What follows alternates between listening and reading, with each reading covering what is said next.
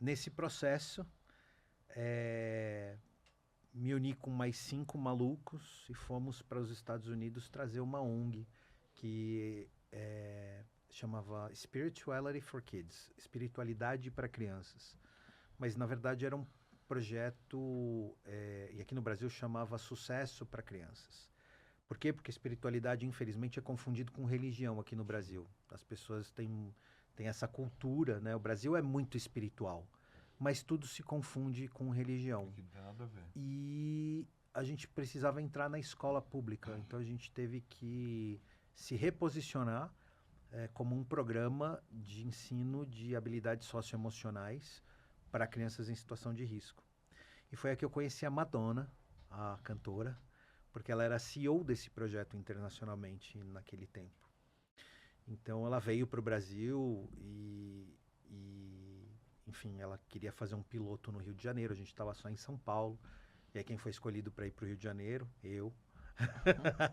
E aí foi muito legal, assim. Ela nunca soube que eu fui cantor, né? Nossa relação de trabalho sempre foi muito dentro do programa, né? E, enfim, acho que vale um podcast só para falar do dia que estávamos lá na cobertura do Cesar Park, lá do Fasano, desculpa, do Fasano lá do Rio de Janeiro. E ela não pôde subir o morro para ver as aulas das crianças, e aí a gente trouxe as crianças até o Fasano para que ela assistisse a aula das crianças dentro do projeto piloto. E aí ela captou recurso e a gente abriu uma frente de trabalho no Rio, entramos em 23 escolas públicas lá do Rio de Janeiro, no meio da pacificação das favelas. Foi uma loucura, foi uma doideira. Um projeto muito lindo. E depois de 5 anos o projeto se reposicionou num programa online. Então eu voltei para São Paulo, porque fechou a operação presencial.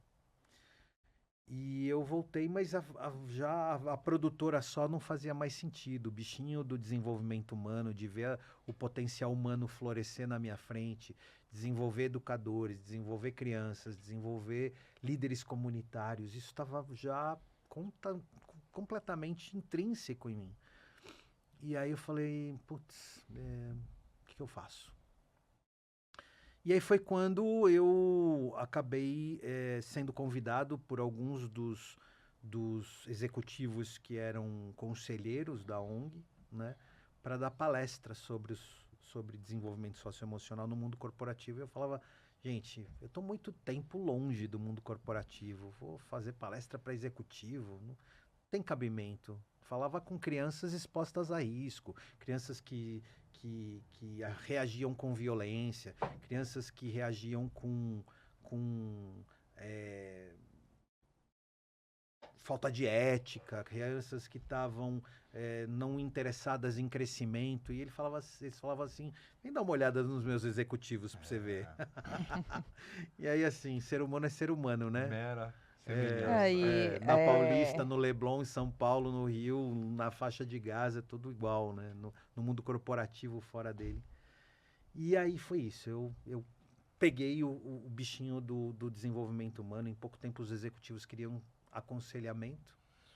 Mas eu não sou psicólogo, né? Não venho da psicologia, eu venho da gestão. E aí comecei a estudar. Aí fui estudar tudo que você possa imaginar. Fui estudar coaching, fui estudar neurociência, fui estudar liderança. Entrei dentro de um instituto e fiquei lá por 10 anos estudando e trabalhando com líderes e tal. E estou aqui hoje. Aqui hoje. Esta é a sua história. Que show de história. Maravilhoso. E a criança, assim, o adulto sempre vai trazer a criança em todos os lugares e ambientes e as questões são só padrões de repetição o tempo todo. A gente vê o mesmo tipo de birra também na parte corporativa, em atendimentos, no trânsito. A gente sempre vai ver. Na verdade, aquela criança, né, lá que você ajudou a florescer, ela está viva dentro de cada adulto por aqui.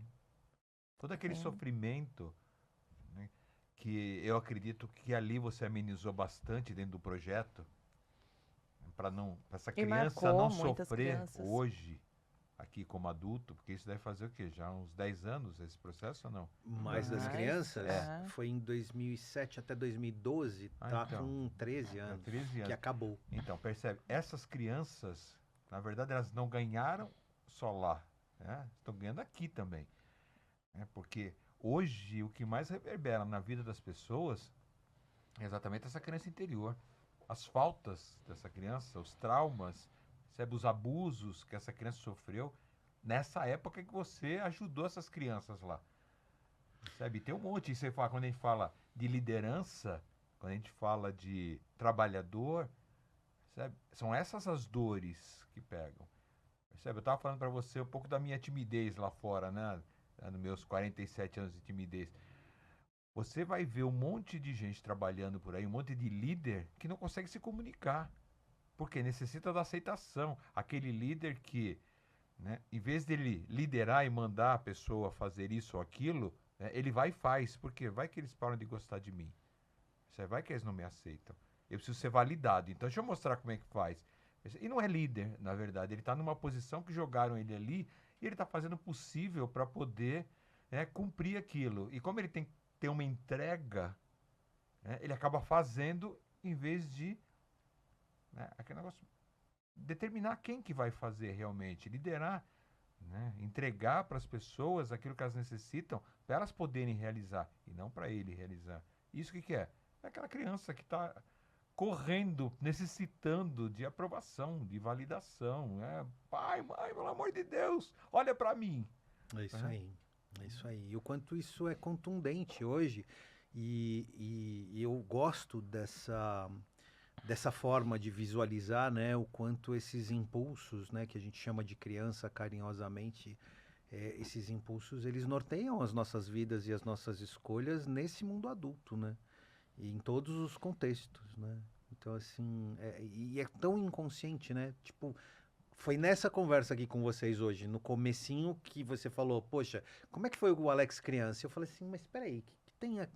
Porque a história que eu me conto é que a minha transição de carreira, ela explora novos mundos, mas com uma linha de condução única, que é contribuição humana, porque em todas as minhas transições de carreira, eu sentia que eu estava contribuindo e eu sentia que isso era o que me energizava. Em todas elas, é isso que me dava o tesão Mas não sei de se você fazer o que eu percebeu no comecinho, quando você estava mandando informação, que você percebeu as faltas. Mas então, é importante isso, mas aquela coisa da clausura, né, do ficar preso, porque não que minha mãe tenha me prendido, não que meu A pai tenha me situação, prendido, a mas situação. as freiras sim, essas sim foram filhas da puta. E falei filho da puta mesmo, falo de novo. Mas Porque assim, você foi parar lá, Castração realmente vil. castração Você total, imagina na sem década de lado 70, artístico. colégio religioso, Só no chicotinho. Jesus amado. É. Mas enfim, fora essas vacas, com todo respeito, viu? Com até um pouco de carinho. Mas enfim, fora isso, não tive assim repressão dentro de casa, muito pelo contrário, mas tinha uma moral minha, uma leitura minha, uma interpretação daquela criança de que a minha autenticidade poderia ferir, poderia prejudicar, poderia fazer mal. E aí esperei para depois. Então, assim, puxa, como tem sentido isso que vocês estão falando? E eu me dei conta disso, dessa pressão aqui. E se tem uma coisa que eu tenho certeza que o Alex não queria fazer mal, é pra mãe adorada e idolatrada dele. De fato não. Então é ali. Aqui eu faço tudo que for necessário, até vou pra prisão, né? Por causa dessa deusa aqui, da mulher principal da minha vida. E é isso. Percebe? E é isso. E chegou um momento, acredito, que você percebeu que, né, você podia seguir a sua vida porque não ia ferir ela. É isso.